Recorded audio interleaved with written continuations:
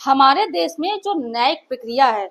इसके अंतर्गत जो गवाही होती है, गवाही एक तरह से बहुत ही अहम रोल निभाती है। एक व्यक्ति को बचाने के लिए जो एविडेंस होते हैं, जो गवाह होते हैं, वो जो गवाही देते हैं, उससे ये साबित होता है कि कौन दोषी है, कौन निर्दोष है। तो यानी कि कहने मतलब ये है कि गवाही जो होती है एक तरह से बहुत ही अहम है। और बाई चांस मान लीजिए कि किसी केस के सिलसिले में अगर कोई व्यक्ति झूठी गवाही देता है या झूठी गवाही दे करके शपथ पत्र कोर्ट में प्रस्तुत करता है, और जो उसके विपरीत पार्टी होती है वो अगर इस चीज को कोर्ट में साबित कर देता है कि जिसने ये गवाही दी है वो एक तरह से झूठी गवाही दी है, झूठा एफिडेविट यानी शपथ पत्र दिया है, तो उस व्यक्ति को जिसने झूठी गवाही दी है उसे सजा भी हो सकती है। आज हम इसी विषय में आप लोगों से विस्तारपूर्वक चर्चा करने वाले हैं। तो आप लोगों को करना क्या है कि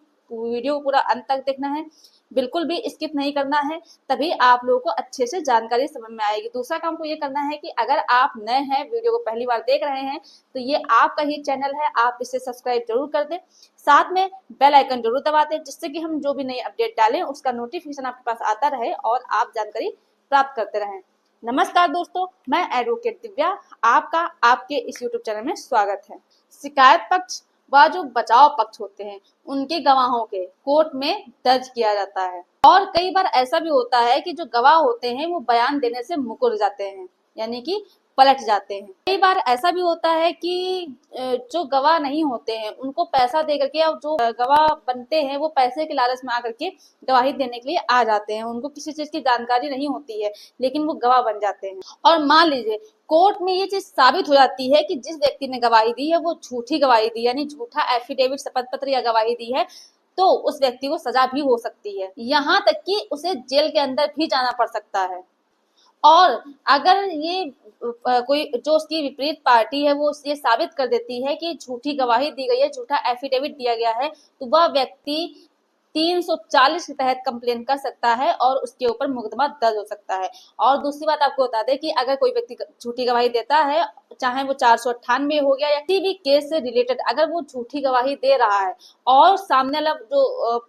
बंदा है, सामने वाली जो पार्टी है, वो ये साबित कर देती है कि इसने झूठी गवाही दी है, तो उसे जो आईपीसी धारा है 193 उसके तहत सजा हो सकती है,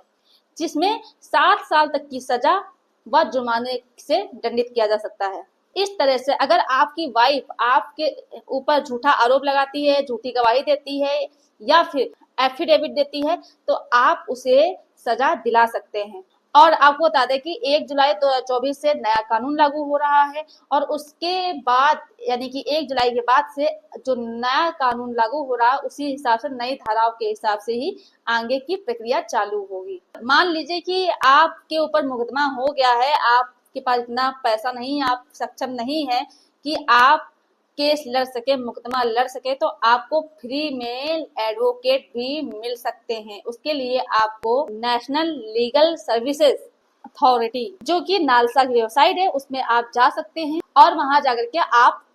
एडवोकेट के लिए ऑनलाइन अप्लाई कर सकते हैं। अगर आपको ऑफलाइन अप्लाई करना है तो उसके लिए आपको डिस्ट्रिक्ट लीगल सर्विसेज अथॉरिटी आप जा सकते हैं उसमें, और निःशुल्क विधिक सहायता आप प्राप्त कर सकते हैं, यानी कि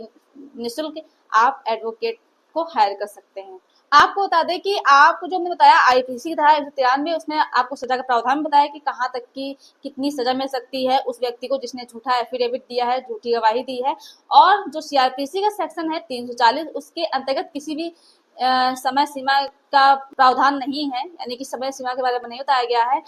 लेकिन कोर्ट अपने विवेक के अनुसार जितनी चाहे उतनी सजा सुना सकता है। मान लीजिए कि जिस व्यक्ति ने झूठी गवाही दी है, उसकी झूठी गवाही देने की वजह से जो निर्दोष व्यक्ति है उसको सजा हो जाती है, उस व्यक्ति को 10 साल तक की सजा या फिर जुर्माने से दंडित किया जा सकता है। और मान लीजिए कि जिस व्यक्ति ने झूठी गवाही दी है या झूठा शपथ पत्र दिया है, उसके अनुसार उस व्यक्ति को फांसी की सजा दी जाती है, वह व्यक्ति मर जाता है, तो जिसने झूठी गवाही दी है उसे उम्र कैद की सजा भी हो सकती है। इसके अलावा आपको बताएं कि अगर मान लीजिए कि आपके ऊपर 498 या डीवी या किसी भी केस संबंधित आपके ऊपर झूठी एफआईआर की गई है, झूठा केस आपके अगेंस्ट किया गया है, तो आप